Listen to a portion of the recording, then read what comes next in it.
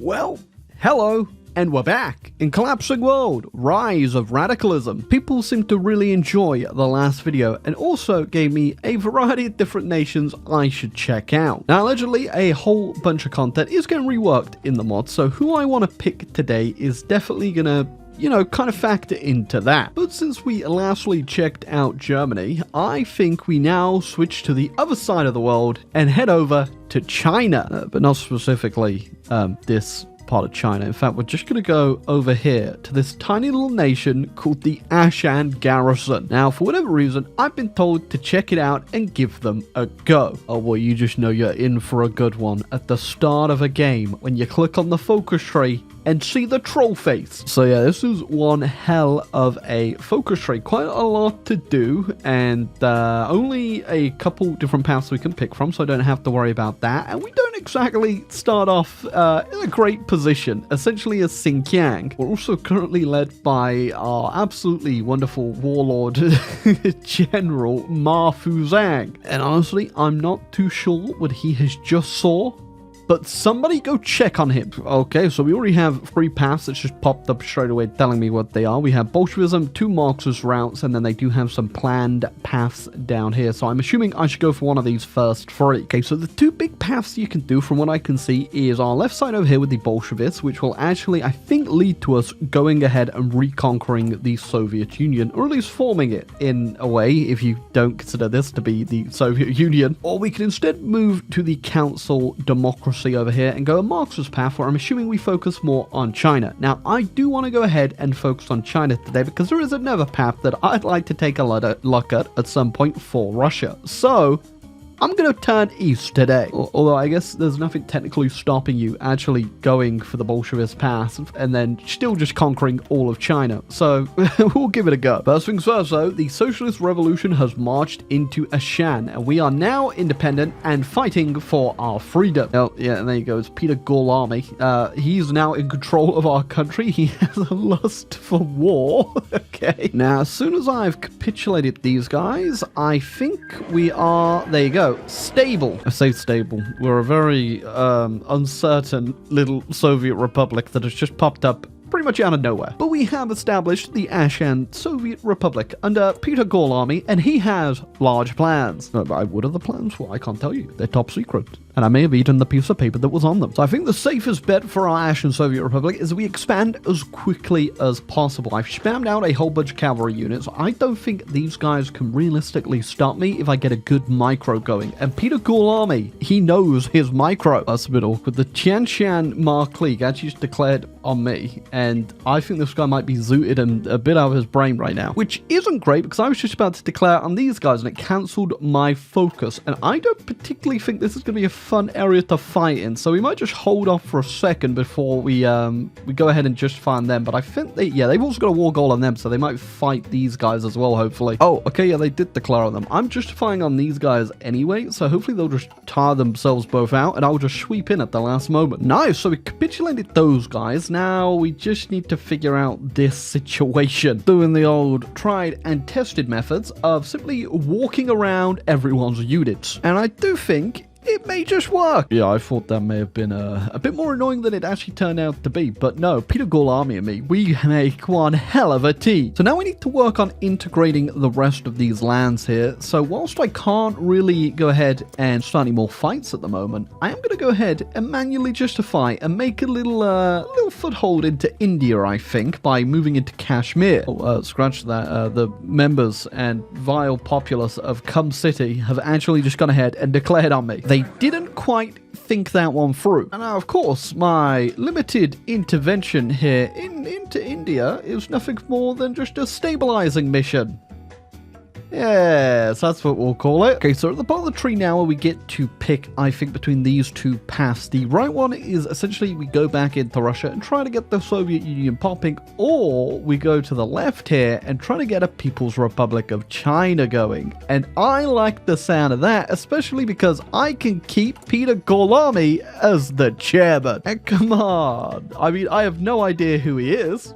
but surely he's the right guy for the job. I mean, how could this, I'm assuming, very random Russian man that just turned up in East Turkestan not be the right guy to unify China? He says as he continues to plan on invading more of India. Yeah, also the reason I am getting involved in India is because we actually do have to wait until 1926 to continue our push into China. So might as well make that time worthwhile. So I've now managed to conquer these guys over here and these guys and set up both my puppet states in them. I'm going to take down these guys as well, and that should bring us into 1926 where we can turn our eye back to China. It has been very easy to take over India. These guys do not have a lot of troops. The guys I just took out in the south had 9 units, and even if mine aren't that great, I mean, I'm working with like 16 whiff units right now. Just having a lot of them means we can just walk around all the units. So, you know, just saying this already, I'm up to like 39 like combined factories right now. I've got a whole bunch of mills, not a lot of resources, but a whole bunch of civs, and I am greeding them out. We're going to get ourselves one hell of an industry over here in Xinjiang. I'm also imagining it probably helps a lot that I have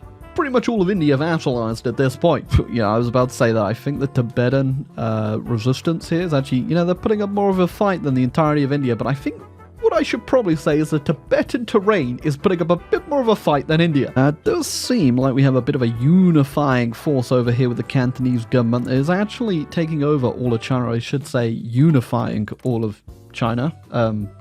Question of opium, that's a good sign. I'm going to take this time though just to let them tire themselves out over there, and I'll just keep conquesting regime change, bringing the revolution to India. Oh, that's always beautiful to see right there. I've been embargoed by the Ford Motor Company. Oh my god, the Russian Soviet Socialist Republic, and look who's managed to pop their head out. Now, I'm not entirely sure if I should be worried about this, but I do think I should probably be worried about this. Don't wish to alarm anyone, but who's this homeless guy? Okay, now the last nation I want to take down before I go ahead and start my conquest of China, I will be declaring on Yunnan after, is the last vestiges of imperial rule over in India, British East India.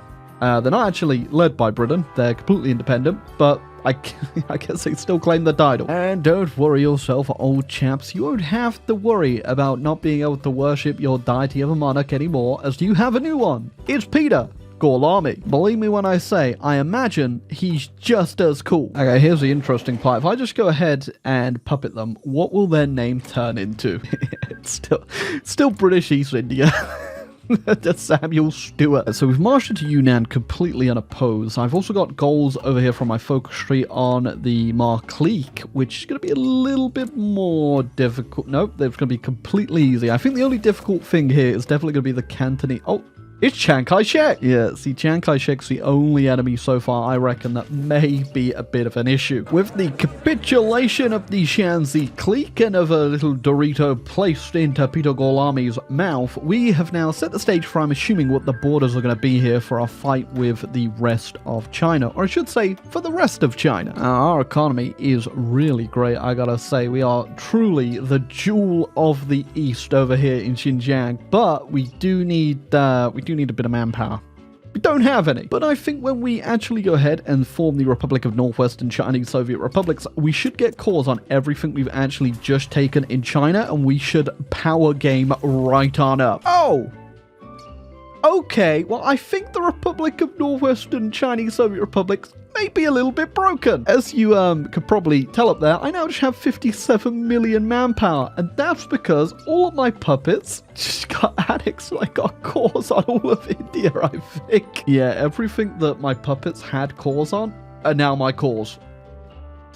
Oh my, I mean, I ain't complaining about that. They laughed. They laughed when a white boy spoke a little Mandarin, and now look at them. Still laughing because he has no idea what he's saying. But for some reason, people are listening. Oh, yeah, that also just straight doubled my factory count. I didn't even take that into consideration. Look at that. Look at it go. I'd love to read the history books in this universe. So the Ashen State was a tiny little state, and then Peter Gorlami turned up, and he annexed all of India and half of China. Don't want to give Chiang Kai-shek any breathing room here, because I imagine he's just going to get more powerful the longer we wait, and I am ready to unify China. Peter Gorlami, he's done it again, off the bat, a major encirclement. I love the idea that just no one has any idea what Peter Gorlami wants. He just keeps pointing in directions, and somehow he just keeps getting the right luck. For 8 years, he's been saying in Russian for them to go back and reform the Soviet Union, and yet every time he's just ended up further into China. Oh, the regime of Chiang Kai-shek looks like it's on its last legs, and this time I don't think they'll be fleeing off to Taiwan. Now, I don't want to say that's beautiful, but damn, look at that. Now, of course, we're not done just yet. The world has plenty more room for expansion, and we still have the rest of China to liberate. To borrow a couple issues here, I think we've pretty much gone ahead and unified all of China. The couple issues obviously being, this little Japanese puppet, but we'll come to that eventually. I think for now, though, maybe we should expand down over into Indochina. Oh, so just like our last game, the French have actually gone ahead and invaded the British, which is kind of funny because the British have just invaded West Africa. Okay, really? Think we can figure something out here, Britain? Ooh, just like capitulated Siam there, the British have also fallen to the French once again. The Germans as well have the government of national salvation, so I think the Freikorps actually won, but then reformed into something kind of liberally. I also think they're kind of locked out of their focus tree because they can't actually go down and take care of East Africa, which they're fighting currently. Maybe I can go help them with that. Okay, do I have a navy? Did anyone I annex have a navy? They do. 6 destroyers. That's not quite enough range. Oh, okay, does not matter. Kenya is actually willing to give me military access. Ooh, this might be a risky one. Occupy the treaty ports. Will this actually go ahead and make me end up fighting the French? Because they're the only ones with treaty ports at this point. And I'm on the other side of the world. I don't know how I'd get over there. Oh, and there you go. The People's Republic of China has been formed by Peter Gorlami. Some people still confused, but at this point, they've kind of just accepted the absurdity of it. I also like the fact our, national color did actually change there because we were exactly the same as the Soviet Union. Or I guess I should say the Russian Soviet Socialist Republic. I don't think they've reformed the Soviet Union because they need to go take out the Free Siberian Republic, which for some reason they haven't done. Probably scared of this guy's absolute aura. Okay, now with the founding of our nation here, we can pick a few things. I reckon I'm actually going to go with Buddhism here just for the stability. I don't actually need political power, if you can't tell. Ooh, I kind of liked my capital over in the west, but maybe we should change it, I do think, I'll go for Shanghai. Why not? Right on the coast. And there we go. The century of Chinese communism, led by some random Russian guy called Peter Gorlami. Oh, this is definitely one of our weirder plans, but we've made it to Africa. Does feel a little bit, maybe a bit high on the priority list when it really shouldn't be, but, I kind of want to see what Germany might get up to if we unbreak their focus tree by taking these guys out. You know what? Because I don't even really, want to be in Africa, I will give the land to the Germans too. Oh, immediately just got hit with a super event about them reunifying Germany. Well done. They've just immediately started doing a focus called Plan Black. Oh, they are going to declare on dervs. Germany? Seriously? I'm dervs. Okay, it doesn't apparently actually do anything if they don't exist. That's good. I was about to go over there and slap him. Oh, damn. Okay, I looked back at Europe because I was helping the Italians out with their never-ending... Well, just ignore that. And the Germans have just gone in on the French. And they've also formed a pretty huge faction. But yeah, I was down here I've noticed the Italians and a man who's definitely not scared to take that hat off, endlessly fighting this war since I think the game started. I mean, come on, let's get Peter Gorlami the Nobel Peace Prize out here ending conflicts that people haven't even heard of. Was that Mr. Gorlami? When are you going to solve the absolutely giant war with millions of people dying in Europe, right? We're busy. We're busy solving problems, okay? Just, out of interest, if we were to, solve another crisis in the world, what's the front lines looking like over here? Looking a little stacked. Okay, I mean, 25 days. I'll make my way over. Oh, that's probably going to come in handy for my next Nobel Peace Prize. I think I'm just making this situation a lot worse. It's all in the name of peace, though. Chinese peace, led by a Russian guy called Lamy. Oh, it was a scripted peace conference. I mean, I'm just like, great. I don't think I'm gonna bother invading the exiled British government. Do they have a navy? I can't even naval invade from the Germans' land, and we also can't join factions, which means my only naval invasion capability would be, oh, quite far. Quite far. So if you're looking for an in-law reason how the Chinese army just teleported into Britain and got a landing, let's just say I strapped the entire army to an ICBM, launched them into the UK, and it just worked out. And definitely did not open the console. And if you're wondering why I just went ahead and ended that conference straight up, it's because we're currently in the year 1940 in the game, and it starts in 1922. So you could do the math on how long I've been playing.